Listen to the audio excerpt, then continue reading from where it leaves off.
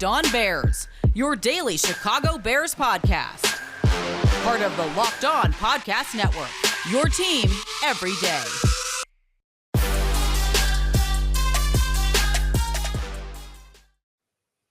Today, we're going to try and do the impossible. Figure out a way to slow down Aaron Donald, and less impossible, the Chicago Bears beating the Los Angeles Rams. This is Locked On Bears, and I'm your host, Lorin Cox. I'm an analyst for Pro Football Focus, and I'm here to bring you your daily, in-depth Chicago Bears news and analysis. You can follow me on Twitter at CoxSports1. You can follow the podcast on Twitter at Locked On Bears. You can like Locked On Bears on Facebook, join the Locked On Bears Facebook group, and make sure that you subscribe to Locked On Bears YouTube channel to keep up with all of our video podcasts as well. On the show today, we're putting together a game plan. We're digging deep into this Bears-Rams matchup. We're going to find ways where the Bears can find some advantages, look for some Los Angeles weaknesses to take advantage of, find some ways to minimize some of the Rams' strengths, particularly Aaron Donald. We know we can't stop Aaron Donald, but we can try and slow him down a little bit, protect Andy Dalton, and get this Bears offense going to start this season. I think a particular important position that we're going to touch on later on is the tight ends, not just for their blocking, but generally in this offense, in this matchup. I think this is going to be a big game for Jimmy Graham and Cole Kmet. We will get there in a little bit, but I want to start a little bit more bigger picture with this Los Angeles Rams team as a whole, especially looking back to now 3 years in a row. This will be year number 4 that the Bears are playing the Rams. And as I look back at those previous games, the things that immediately stand out to you, even if you just glance at the box score before you even go through the tape, the Rams running all over the Bears, except for 2018, really unable to get the ground game going in any sort of fashion. And to credit to a good Rams defense, the Bears have also had some particular offensive line troubles right around the time that the Bears have played the Rams these last few seasons. So the blame, I think, goes in both directions. But I think the critical thing there with the Rams is that it hasn't necessarily been, a Pro Bowl, all-pro type running back. It was Todd Gurley at the end of his career early on, but then they really mix in different guys over the last couple of seasons, and it hasn't really been like a running back absolutely dominating them individually. It's just like their running game, their offensive scheme as a whole had more success than it really should against this Bears defense. Then you sort of throw in now you're adding Matthew Stafford as presumably some level of upgrade from Jared Goff. To what degree? To be determined. Some people think Stafford over Goff is enough to lift the Rams back to the Super Bowl. Other people think Stafford's shown what he is enough over the years in Detroit that he's not going to come in and be some magical brand new quarterback. I find myself somewhere in between. I think he's going to be a real upgrade for them, but I don't know that he's going to solve all of their problems, and it's going to take still some strong support from the guys around him to push the Rams over the top. But I do think when you have a new quarterback and now a new running back, they traded for Sony Michel as they had some injuries at that position. It's a lot of new faces in that Rams offense, and as there are for the Bears offense. And I think, like we talked about on yesterday's podcast with Sosa Kremenjas from Locked On Rams, there's going to be probably some rust here for both teams. Getting quarterbacks and receivers on the same page, getting the offensive line kind of gelling with the guys that they're working with up there. I mean, the Rams have the same lineup, but new quarterbacks cadence, maybe some false starts in there. I mean, it goes both ways. This is not just a Stafford thing. This is Andy Dalton with the Bears as well. But so I'm not as fearful that the Matthew Stafford upgrade will be fully felt right away in week 1. You look around their offense and you see it's not stars that align. It's not top flight 1,000-yard number 1 wide receivers. I mean, they've had guys who have had 1,000 yards before, but right, they don't have an Allen Robinson caliber guy. They have a lot of very good players, and I think that's honestly advantageous to the Rams. It becomes a little bit harder to put together like a game plan. You can't just say, all right, we're going to shut down this receiver and make their other receivers beat us, because they've got a list of them. I mean, they can kind of throw to anybody, and that's been their success against the Bears in these past 3 seasons. It's like they don't have a receiver go for 100 yards against the Bears, but they have 4 guys that go for 40 or 50 or 60 yards, and it's spreading the ball around, and it's harder to defend. It makes it easier for the quarterback as well. And so it's really a credit to them more than anything else to not be so one-dimensional and to really have a very well-rounded offensive attack, especially when they have played the Chicago Bears. And so I think I come back to that idea of just, it's been a little bit too easy. It was too easy for Goff and the Rams in these past matchups that they were able to just run the ball, and Goff didn't really have like super strong games. He just did enough to win. I mean, he threw a couple touchdowns, but he had some games with some interceptions, even in one that the Rams still won. And so I find myself, given that there will be some potential rust for Stafford and timing with his receivers and all that stuff, I find myself wanting to focus in on more stopping the running game, because if you can slow that down and stifle that a little bit, make Stafford have to throw and have to connect with those receivers. Stafford can do it and has done it before in Detroit. I'm banking on that week one rub there, a little bit of that something extra slowing things down that might be a slightly more advantageous position for me. Generally speaking, I'm not a big fan of keying in on the running game, because most teams are not going to be able to beat you with the running game unless you're just aggressively bad at it defensively. And that's where the Bears had kind of been at in these last couple of Rams spots. But you can't make it too easy on them. And that's the key. You have to stop the run enough that they're not just walking down up and down the field, pushing through your offense, because you sort of balance that with this idea that Stafford does have the big arm and that they do have a lot of capable receivers. So like, I want to have two deep safeties back there as much as I can to help not only take away some of the bigger potential shots for Stafford downfield, but just give that bracketed coverage for Bears cornerbacks underneath. All three of them, very young, first and second year players. Sean McVay for the Rams is going to try and confuse them, going to test them to go through their reads and understand the route concepts in ways that maybe they haven't been tested all that much. I mean, Jalen Johnson got some Rams last year, but relatively speaking, the rest of them still short on experience. And so the more safety help I can give these Bears cornerbacks, the better. But that requires then your front seven to really be keen on the running game and trying to slow that down. And, maybe you do sometimes have to bring an extra safety down. And I find myself saying, you know what, let's put our cornerbacks not on an island, but let's trust them first. Let's say, all right, we're going to trust you in a little bit more single coverage. If you get burned once, all right, then we're going to drop the safeties back and we're going to shift. But let's give Jalen Johnson and Kindle Vildor and Duke Shelley a shot here, and then focus on the run at first. If Stafford starts beating you over the top, then we can adjust on the fly. But for now, I like the idea of trying to bank on some miscommunication or some kind of just lack of perfect execution from the Rams. And in the meantime, making it more difficult and stressing them to have to go through that type of execution, as opposed to just being able to hand the ball off and run behind a pretty solid offensive line. It's not a group that has any like huge, mega obvious weaknesses that you're going to like key in on an attack and blitz a certain gap. I mean, I think the tackles are definitely stronger than the interior guys, but it doesn't mean that the interior guys are pushovers by any means. So it's a tough spot to be in, to kind of slow down this Rams offense, especially when we don't know what exactly we're going to get from them. But I think first and foremost, priority number one is going to have to be on the other side of the ball and preventing Aaron Donald from completely wrecking what you want to do as the Bears offense. We'll try and put together a plan here, a multifaceted plan of attack to slow down Aaron Donald and keep Andy Dalton upright, next on Locked On Bears. It's not too late to get your bets in for this Bears-Ram Week 1 matchup, and BetOnline.ag is always our go-to spot for all of your sports wagering needs. It's going to be the top spot for all your pro and college football action. They've got a ton of great contests going on right now, an NFL mega contest, a survivor contest. There's a Week 1 opening promo as well if you want to bet on the season opening game.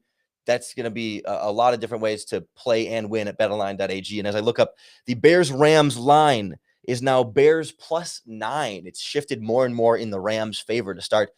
These have been some low-scoring games. I would lean toward the under on the over-under 46.5, because both of these teams have kind of had slugfests in their past matchups. But hey, that's why we can go on to betonline.ag and try and take advantage of where the odds makers have these lines. Make sure when you sign up, you enter our promo code NFL100, and you're going to get a 100% welcome bonus match on your first deposit, giving you double the money to play with at betonline.ag, your online sportsbook experts. If there were a magic formula to slowing down Aaron Donald, every team would do it, and he wouldn't be the best defensive player in the NFL. So that's sort of the disclaimer at the very beginning of this, that like, I'm not sitting here saying, I figured it out. I know how to do it. I know how to neutralize him. You just have to do this, this, and this, and he will be useless, right? That's not at all where we're coming from here. But I think from my perspective, I worked through a couple of different ideas on things you can try, and maybe some sort of combination of things you can try to slow him down might be able to slow him down enough. He's probably still going to have a sack. He's probably still going to have some big tackles for a loss. You can only hope to like contain him enough of the time to get your offense going a little bit, or I guess hope that he might get hurt or something. I mean, never wish an injury on any player, but that's if you want to stop him, that's pretty much the only thing that's been able to do it at any point during his career. So I think there's a few sort of ground rules if I'm Matt Nagy putting together my game plan, just offensively and generally in the context of Aaron Donald is lining up on the defensive line every single snap. First of all, anytime I am passing the ball, my quarterback has to have a hot read. There has to be a receiver running a short, quick route that Andy Dalton can instantly recognize. Okay, if Aaron Donald just runs through James Daniels or Cody Whitehair or Sam Mustafa, if he's just in the backfield, you have to have at all times someone quickly that you can go to with the ball, even if it's just going to be short, incomplete, and it's just at his feet or whatever to kind of safely throw it away. I need someone there. If I've got play where everyone is running downfield, Dalton's going to have nowhere to go with the ball, and you either risk an intentional grounding, risk a potential interception, just trying to heave the ball somewhere, or you take a sack, and ideally you might want to potentially avoid those if you can. So always having some sort of hot, quick route out of the backfield or something, some kind of other plan at all times. You have to have something. You can't just go with, a base sort of play with everybody running, trying to get routes downfield. Like, I don't feel good about the idea of going with empty backfield really all that often. I guess unless you have like one receiver that's just running literally a quick little out or a quick to the flat, and that's your hot route. So you have something to go to, but it's also not as simple as, well, just leave a running back in to block Aaron Donald to double team him with the offensive lineman, because functionally it doesn't quite work that way. Like when a running back stays in the block, if they're on the interior, and there's a lot of different styles of blocking schemes, and I'm not an expert by any means in offensive line blocking scheme, and it's a little bit too complicated to sit here and describe in the middle of a game plan podcast about the Rams. But typically speaking, when an interior offensive linemen are matched up with an interior defensive lineman, there's not really a room for a running back to like poke in there and give a nice shove. What you end up risking there is their legs getting tangled up, or the running back kind of knocking the offensive lineman off of his block. Typically when a running back stays in the block, they're in for blitz pickup. That if there's an extra defender coming in, or if somebody accidentally goes unblocked because there's a stunt or something and somebody loops in, the running back is there for sort of an additional one-on-one matchup, as opposed to like really trying to come up and at least double team with an interior player. You can chip more so on the edges because the offensive tackles are always sort of working in the same direction. The left tackle has complete open space to his left. And so when a tight end chips on that, or a running back can come out and chip there, there's space there for that second blocker to make that impact without really throwing off the offensive tackle. But guards and centers have to be able to go both directions. They're kind of in a little bit of a phone booth. And then when you try and add a running back coming up from behind them from the backfield, it doesn't functionally work as easy as you might think it could on paper. And so if I'm running this Bears offense, first and foremost, we're moving the pocket. And that's not just because, Justin Fields would be better moving the pocket, and maybe Dalton can do some stuff on the run. But if you have rollouts and those types of designed play action, then Aaron Donald doesn't have the direct path to the quarterback. If the pocket has moved and the quarterback is away from the pocket, it always takes the defensive lineman longer to figure out where he went and have to run across the field to catch up to the quarterback.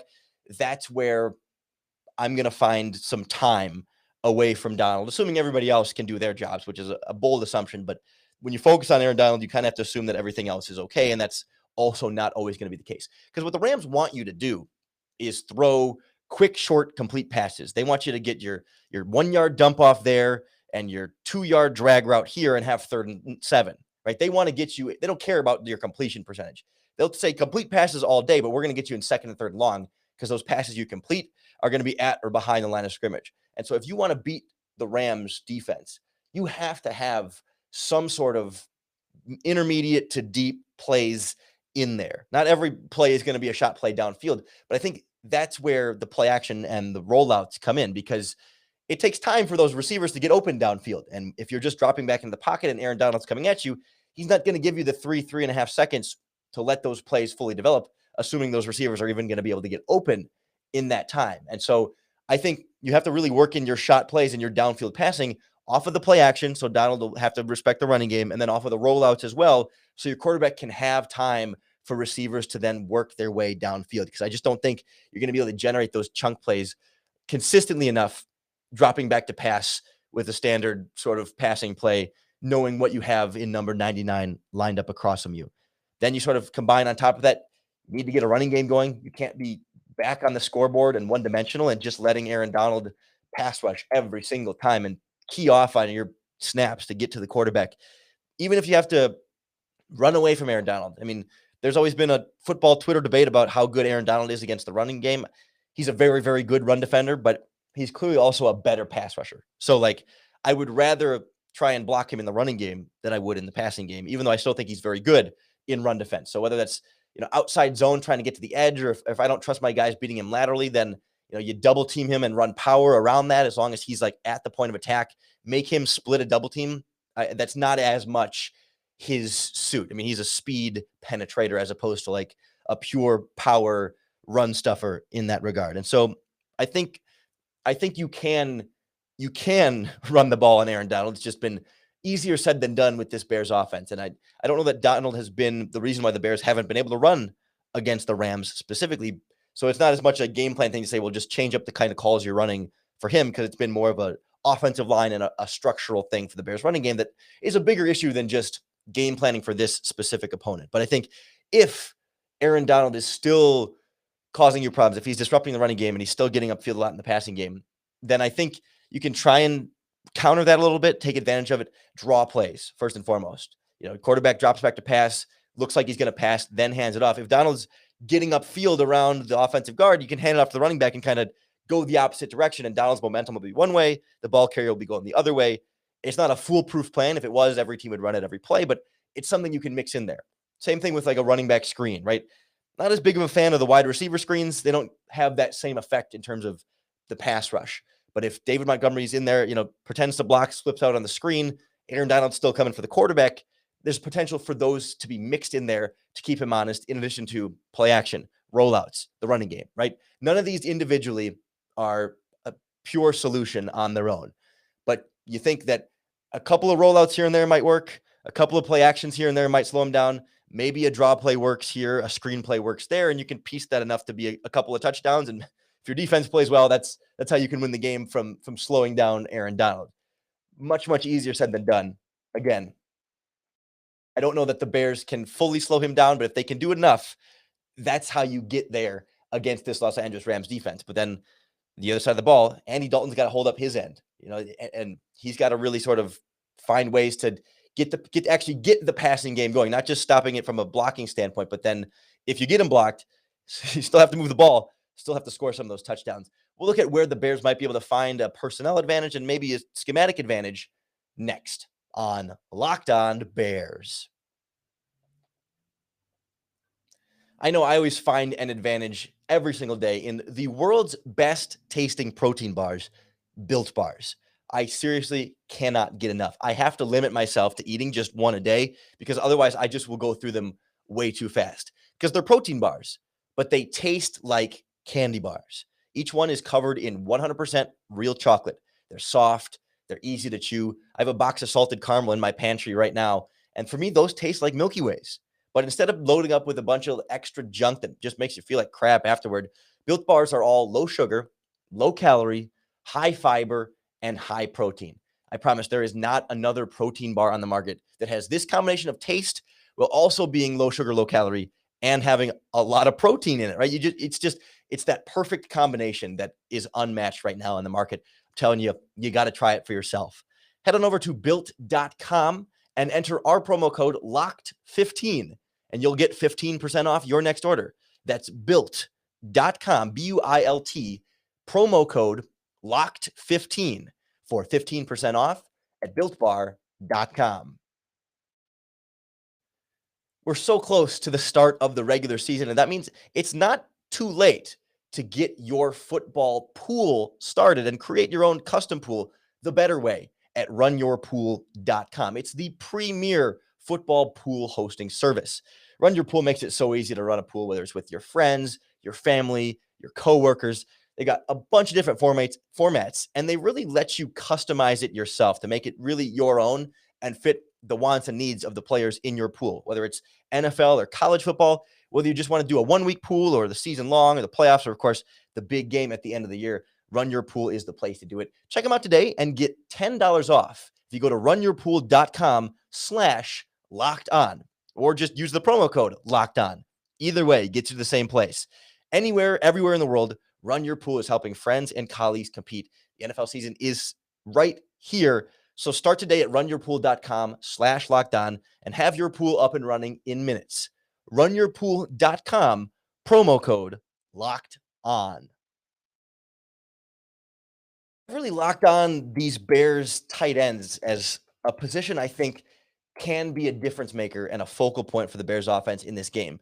And it's not as though this Rams defense over the years has given up huge performances to tight ends, but I think there's some potential plus matchups in here.